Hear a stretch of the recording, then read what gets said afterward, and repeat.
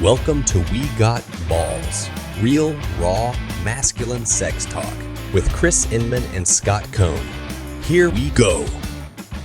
Well, hey guys, welcome back to another episode of We Got Balls. And today we're just going to be real with you. Not that we're ever not real, Scott. I don't know. We don't ever come to these things with a lot of notes and preparation. This is not a highly produced show. I can tell you that right now. So why do guys listen to us then? I don't know. Whatever. We're not like Andrew Huberman, who comes in with a 5 foot high stack of dossiers that he's gone through in his research and all. Yeah. There's a place for that, but that's not us.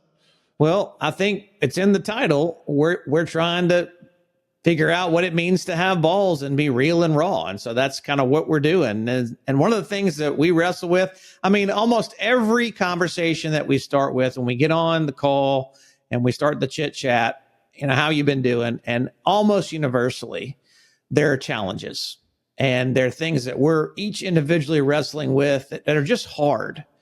So today, if your life feels hard, you want to stick around and engage this conversation, because we're going to really talk about where that may have come from and also what it can lead you to and how you cope with the difficulties and the challenges of life. And Scott, one of the things that I've come to surrender to is that life is just always going to be hard. I used to think there was going to be a point where it would start getting easier and the pressure would let off. And if I get to this stage, I guess when you're young, if I just graduate, or if I get a job, or if I get married, or if I have kids. So that was crazy. Having kids makes your life easier, right? Oh, yeah.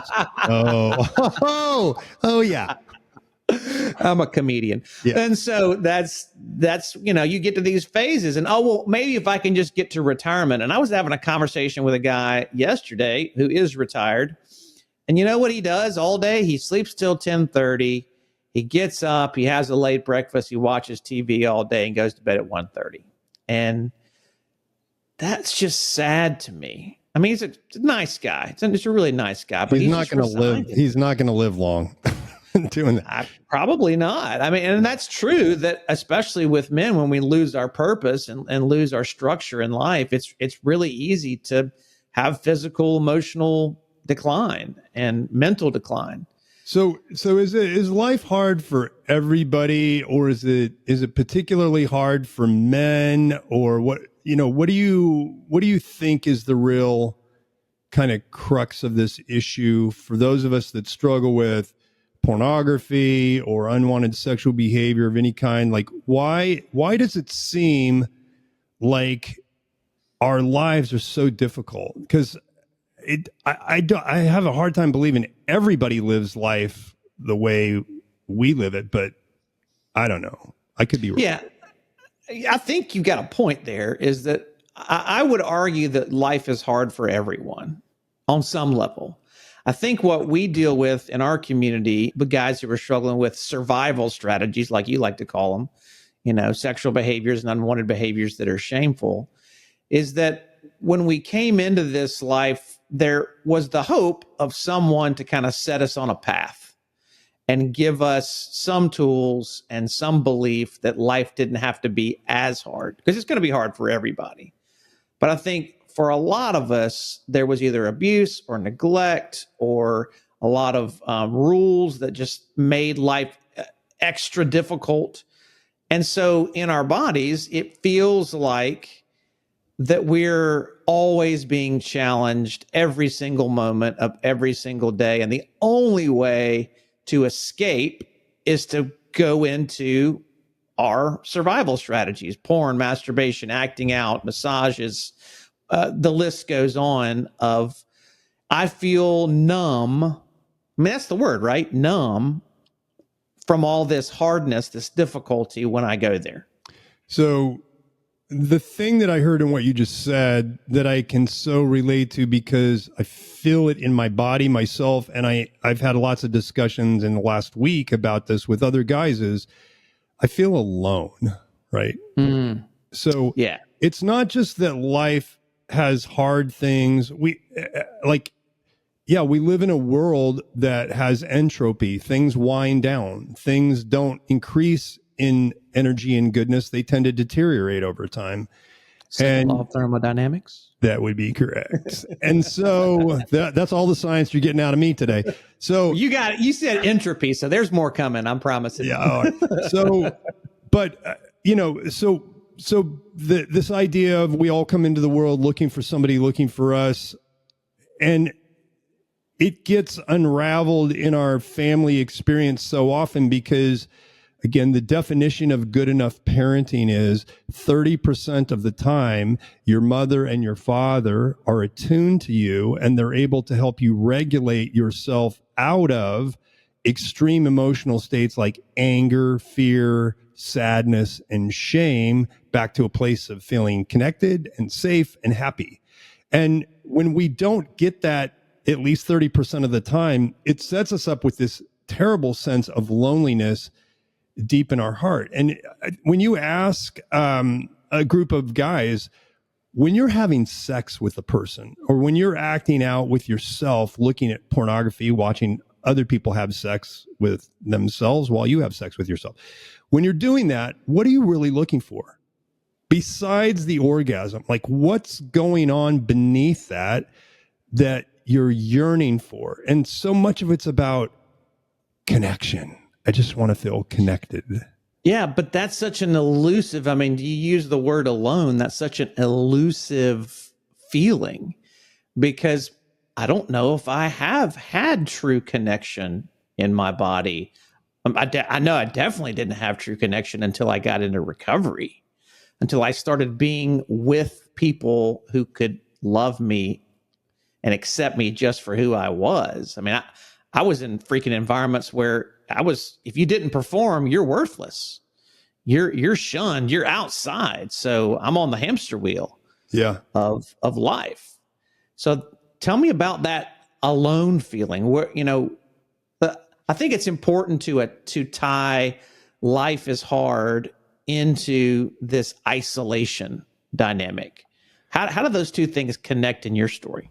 Well, I mean, it goes back, I'm just going to go from a neurobiological standpoint at the start. There's a really famous video. We show it to guys when we do weekend retreats and intensives and individual. We're going to show it right now. So watch this video and take a look, and then we'll be right back. Babies this young are extremely responsive to the emotions and the reactivity and the social interaction that they get from the world around them. This is something that we started studying 30, 40 years ago when people didn't think that infants could engage in social interaction. In the still face experiment, what the mother did was she sits down and she's playing with her baby who's about a year of age. I'm my good girl. Oh. And she gives a greeting to the baby gives a greeting back to her. Yeah. This baby starts pointing at different places in the world, and the mother's trying to engage her and play with her. They're working to coordinate their emotions and their intentions, what they want to do in the world. And that's really what the baby is used to. And then we ask the mother to not respond to the baby. The baby very quickly picks up on this. And then she uses all of her abilities to try and get the mother back. She smiles at the mother. She points because she's used to the mother looking where she points. The baby puts both hands up in front of her and says, "What's happening here?" She makes that screechy sound at the mother, like, "Come on, why aren't we doing this?" Even in this 2 minutes, when they don't get the normal reaction, they react with negative emotions. They turn away. They feel the stress of it. They actually may lose control of their posture because of the stress that they're experiencing. Okay. I'm here. And what are you doing? Oh, yes. Oh, what a big girl. It's a little like the good, the bad, and the ugly. The good is that normal stuff that goes on, that we all do with our kids. The bad is when something bad happens, but the infant can overcome it. After all, when you stop the still face, the mother and the baby start to play again. The ugly is when you don't give the child any chance to get back to the good. There's no reparation, and they're stuck in that really ugly situation. So that video, interestingly, when we play that, I'll ask guys, what did you feel in your body when you watched that baby just kind of go through that experience with the mother's face going blank? And guys will report, I felt really disturbed. It really bothered me. I felt angry. I felt afraid. I felt alone. And I think what you're seeing there is we are created to be in this state of ongoing connection with one another. I heard somebody put it this way, that human beings are about 5% monkey and 95% honeybee, that we're that kind of hive-minded, that we need one another. And you can see immediately in that video when the baby senses that ongoing nonverbal kind of right brain to right brain communication with mommy has been severed, it becomes a threat. Like, I'm alone here. I can't get her attention. Hey. And, if they would have let that experiment go on, it's unethical to do this, which is why they don't. But if they would have let that experiment go on, the baby would have gone into a full down meltdown. And then after about 10, 15 minutes, would have shut down into a catatonic state, just staring off into the distance. But I think it's important to note, even in that video itself, the assumption is not that those ruptures, those breaks, that isolation, whatever that is going to happen. It is going to happen. And that's what we're talking about when we're saying life is hard, is that there are going to be ruptures. There are going to be, there's going to be brokenness. There's going to be chaos. There's going to be all these things in our lives that are just going to happen. And it's not so much about preventing that. I mean, Scott, you and I both know this and have experienced it, is that so many guys come into this scenario of curiosity around their behaviors, and they're looking for the quick fix. They're looking for the stop to the behavior, when the behavior's been the only way they've survived for decades, even because of those ruptures, because of those breaks with their, because of those breaks in their family of origin. Yeah. So think about it in terms of my experience. I've been very candid about the fact that my first sexual experience happened when I was 5, when an older boy invited me to get naked with him and lay on top of each other. And the sense of goodness that I felt in having his body, we were talking about this the other day in one of our groups, the weight of another person's body on top of yours feels really good. It feels very comforting. And I remember that sensation. Why do I remember that so much? So I've been really curious about that. Why at 5 does the weight of my friend's naked body on top of mine create such a memory of that felt really good and connected? But also, it felt like something was kind of off. Like, should we be doing this? I don't know. This seems not right somehow. And all I can conclude is I didn't get a lot of cuddling. I didn't get a lot of touch in my family, which makes sense because my mom early on was kind of harsh with me. I felt unwanted. She was young when she had me. And I don't think, probably coming from an alcoholic home like she did, she had the skills to actually be as attuned to me as somebody that had very secure attachment. My mom didn't have secure attachment. So she's going to now bring her attachment style to me. And that's what happens with our maternal relationship. Your attachment style is actually formed by your mother's attachment style. And so often, people with insecure attachment styles just pass that on to their children. That's the way it goes.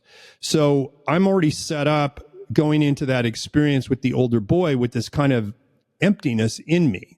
Those neurons in my body that are designed for connection and care and physical touch really haven't been activated the way they need to be in my maternal relationship, or probably my relationship with my dad, because he's off pursuing a career.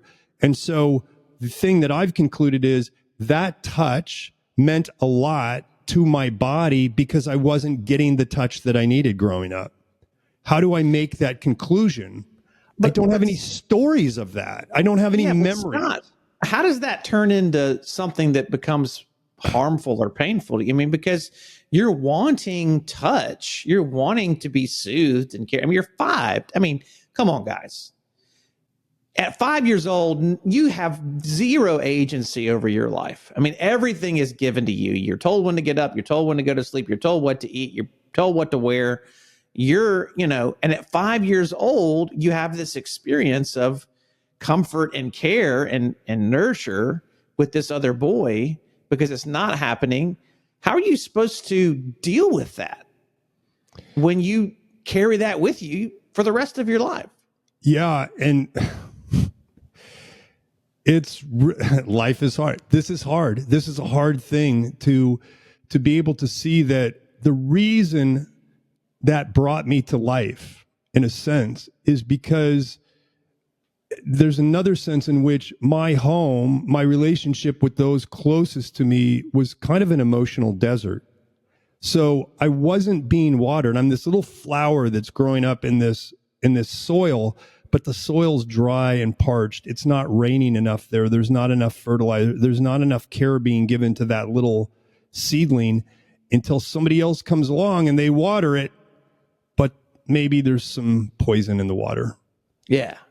Right. So let's just say this universally. And I think this is, where you and I both are.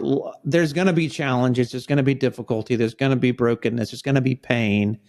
There's going to be hardship in life. That's a universal. We get it from as far back as our first trauma. And again, trauma is when the pain comes into your life and it's not repaired. And so whenever that is, and it's interesting, when guys tell their stories, they usually go back to that first thing that feels really hard, that they can't explain why it happened, what it means, and how it fits into their present emotional state of being. So you got that trauma, that hardship, but there was no repair for it. And you had what do you want to call it? A false connection, a poisonous connection, a tainted connection? What was it? It's a connection.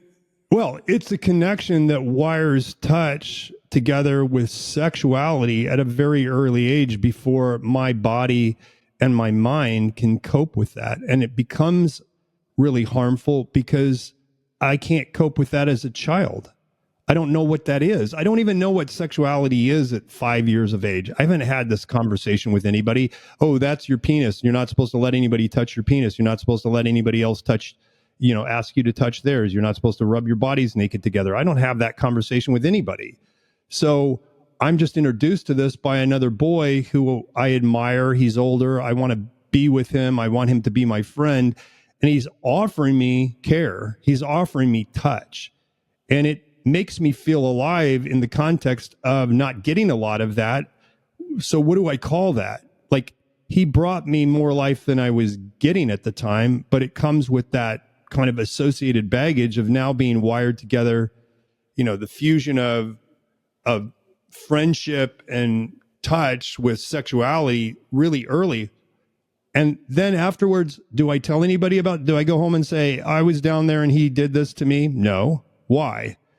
Because I know it feels wrong in my body. I know there's something about that was off. And it's that lack of experience and knowledge about what is sexual touch that I can't explain. And I'm just trying to read your face here, 5.5 decades later. And your face still to me feels confused. It's a confused connection. It was real. It happened. Do you read like a conflict of desire in me? Absolutely. That's why the confusion just resonates with me, because there is something true and good and authentic and beautiful in this touch, but there's also so much fear and doubt and shame and and perplexing emotional energy. Like, I want it, but I shouldn't. I experienced it and loved it, but I hated it. I hoped and dreamed this would happen, but it was a curse to me. All this tension held around these experiences in our childhood. And that's the part that becomes really hard, right? Because now I've got this war within me that's going on between I want something, but I shouldn't want it. And I want other things, but the things that I want are a conflict between those. And that is the fundamental battle that's going on here, is this war, this civil war that we have within ourselves with desire is what I wanted as a boy at 5 to be touched, to be held, to have that kind of cuddling. Is that bad? It's good. It's what I was created to experience. Like, I was created to be cared for. I was created to be played with and engaged and tickled and wrestled with and that type of stuff. And some of that I got from my dad, but sometimes my dad would do it in a way that was harmful. He would tickle me until I cried, and then he would mock me for being a crybaby.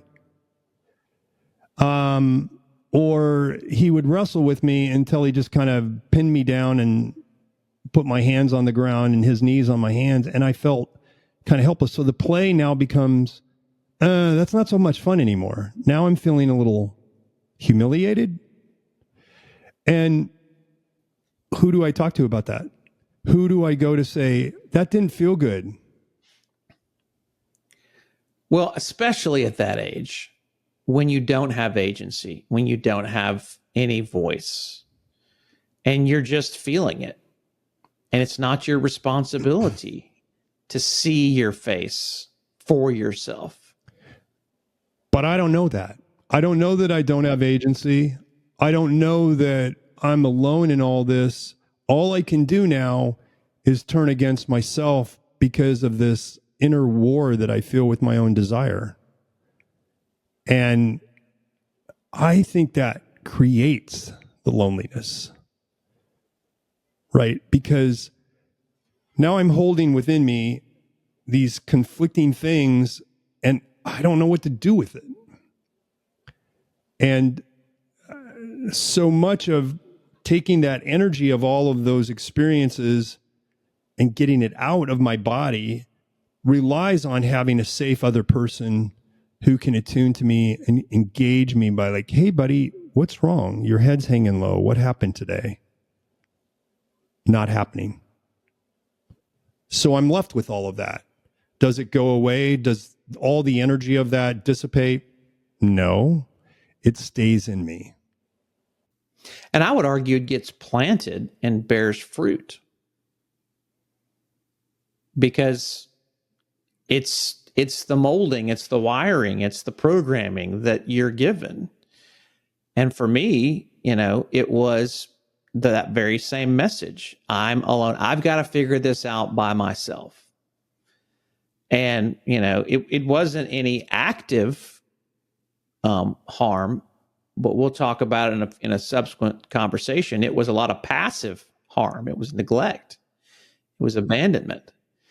And so, for me, that feeling of loneliness really was just a void of someone coming and saying, hey, son, this is what you can do to take care of that.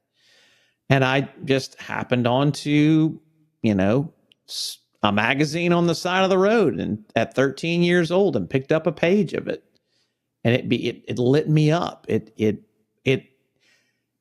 took me to a different place that felt less hard in my body. Yeah. Fantasy, sexual fantasy. all of that hardness, was that making you feel more alive or more dead inside every day?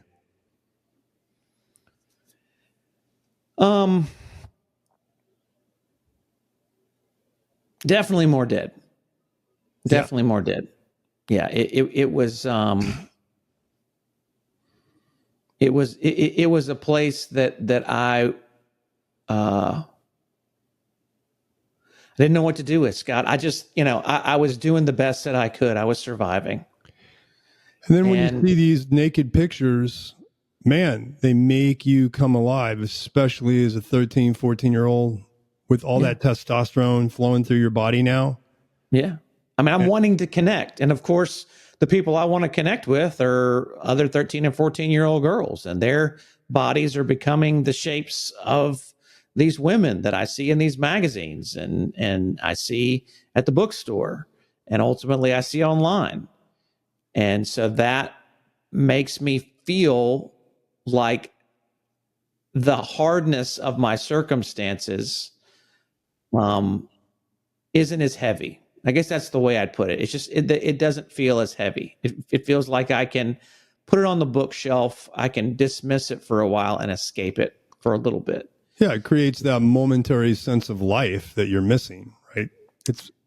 Yeah, but again, it's that confused connection. It comes with strings. I'm ashamed that I'm looking at this. I know this is wrong. This is bad. This is, for me, raised in a religious context, God hates this, and yet I love it. And so all that confusion, and when I say confusion, I want to be really clear. I don't mean intellectual confusion.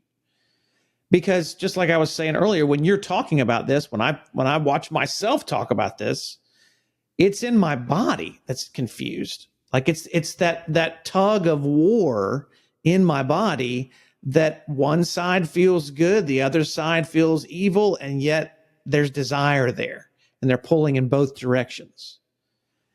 And the only way I've been able to sort through that desire is to do exactly what we've done in our relationship and I've done with other guys, is when the pain got bad enough, when things were so desperate, I turned to vulnerability with a safe person who didn't want anything from me, who wasn't trying to fix me, who wasn't my boss or my wife or my family member, but they could just sit with me and let me talk about my desire. What do I really want?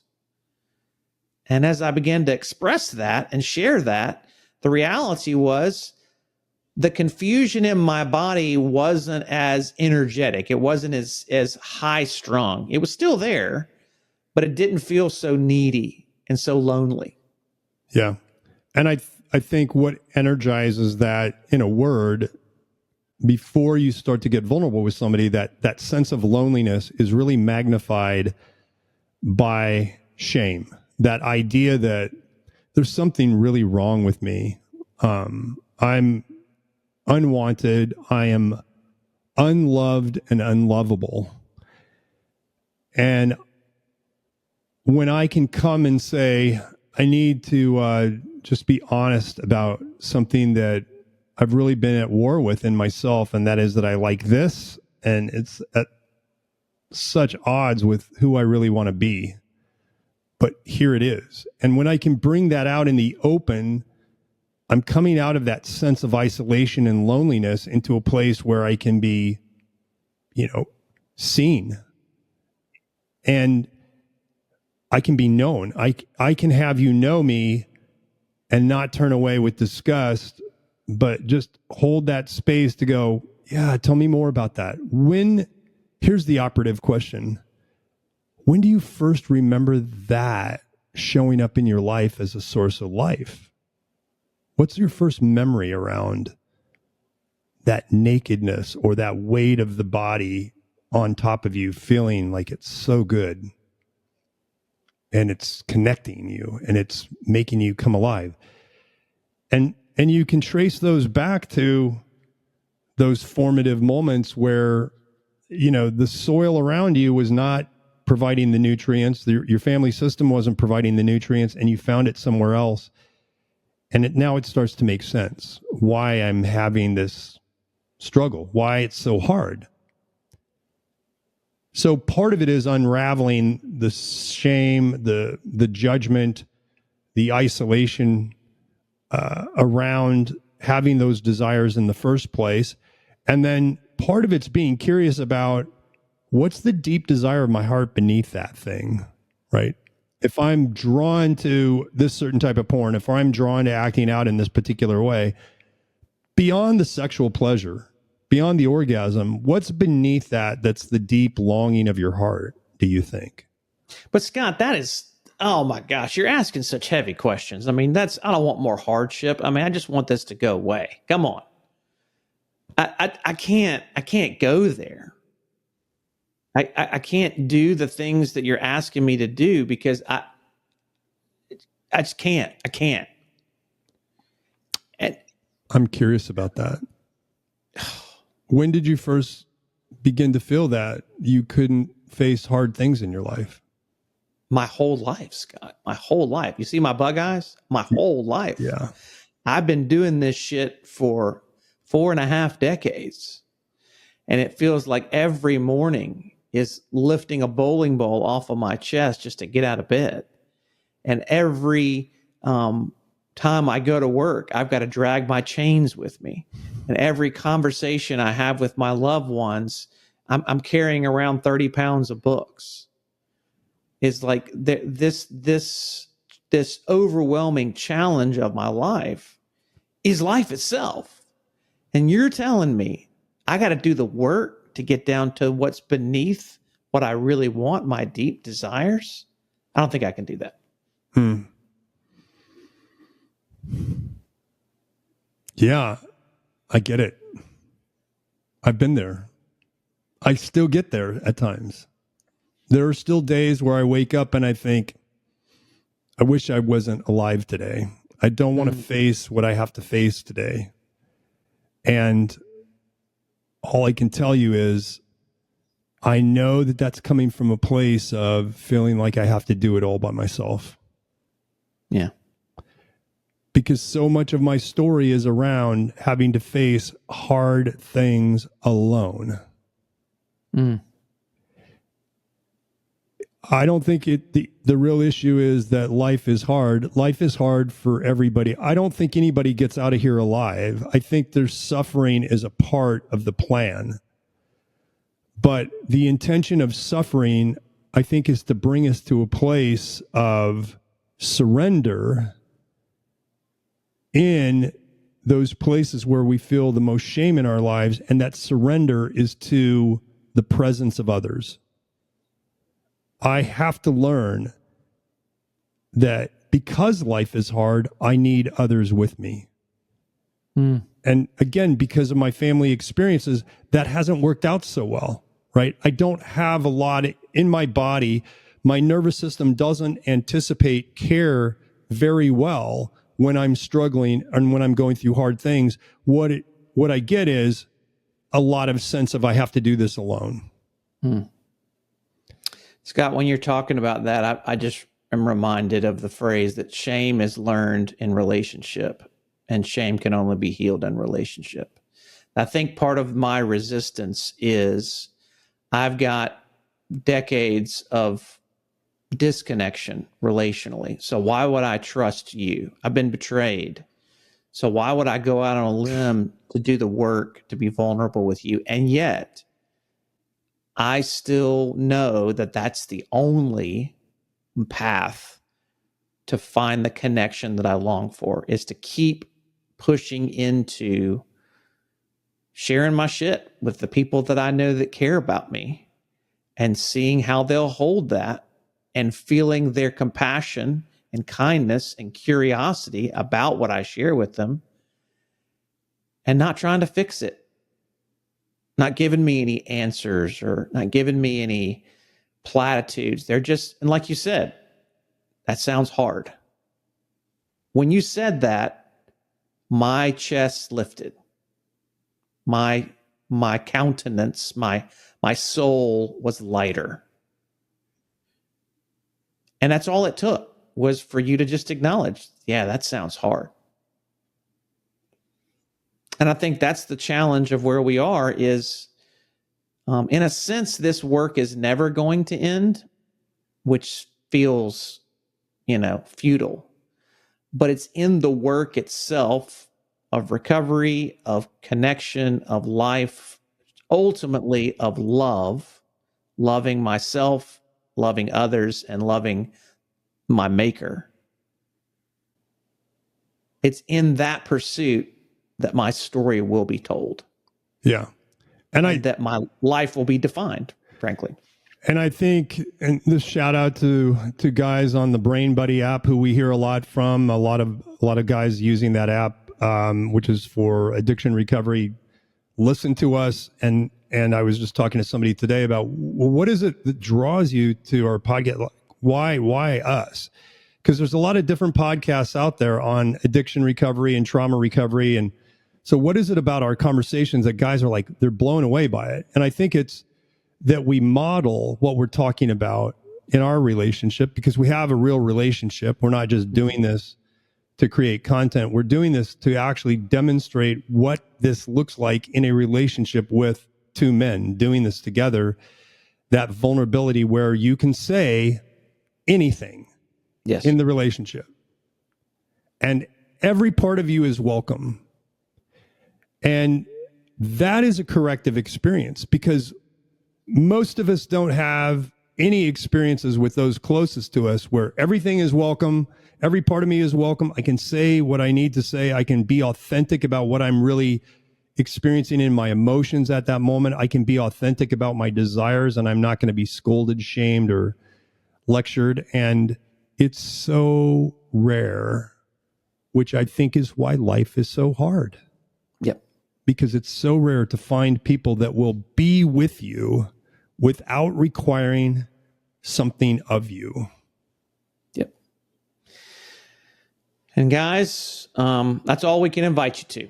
That's it. That's all we have to offer is our stories and our relationship and our experiences. And if it's something that would be interesting to you and you feel connected and drawn to a place of desire, we'd love to connect with you. And you can do that by reaching out to us at successfulmen.com.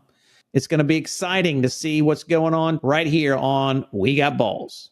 And so do you. Take care, guys. Don't forget to subscribe for more episodes. You can connect with Chris and with Scott at successfulmen.com.